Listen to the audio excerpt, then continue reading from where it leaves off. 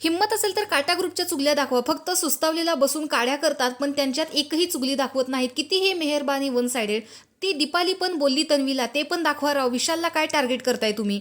तन्वीच्या विरुद्ध विशाल, अनुश्री, रुचिता, रोशन, सचिन, दिव्या, प्राजक्ता, सागर या सर्वांचे फॅन येऊन कमेंट करतात, एकट्या तन्वीला हरवण्यासाठी इतके फॅन्सची गरज का लागते? सागर भाऊच्या गोळ्या संपल्या आहेत का? अशा प्रकारच्या भन्नाट कमेंट्स या प्रोमोवरती येत आहेत. चला तर बघूयात नक्की इथे काय टास्क दिलेला आहे आणि सागर भाऊनी काय केलं आहे.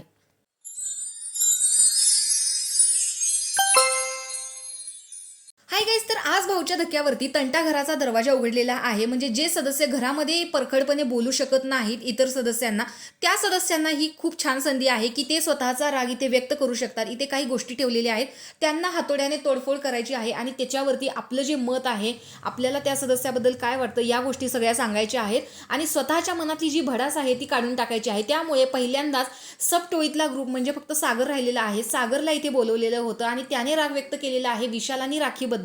कारण राखी अशा घरामध्ये बऱ्याच गोष्टी करते, इव्हन जेवण फेकून देणे, बेडवरती कचरा फेकून देणे. त्यामुळे सागरला नेहमी राग येत असतो आणि याच गोष्टीमुळे तो इथे राखीवरती चिडलेला आहे की प्रत्येक गोष्टी समोरच्याला पूर्ण तोडून टाकायचं, तोपर्यंत काही गोष्टी करायच्या.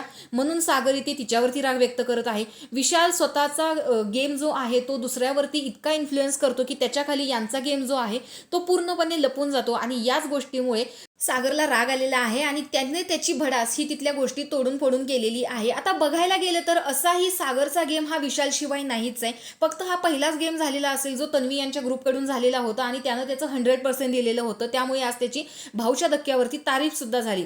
पण सागर ज्या काही गोष्टी करतोय तो कोणाचा ना कोणाचा सहारा घेऊनच करतोय आणि विशालला त्याच्याकडे जास्त मेंबर्स हवे आहेत हे त्यांनी पहिल्याच वेळेस सांगितलेलं होतं. त्यामुळे तो सगळ्यांचा यूज इथे करत असतो आणि याची भडास इथे सागरनं दाखवलेली आहे. कारण सागर जो आहे तो डायरेक्ट विशालला कधीच घरामध्ये बोलत नाही. त्यामुळे इथे त्याला तो चांगला चान्स भेटलेला आहे.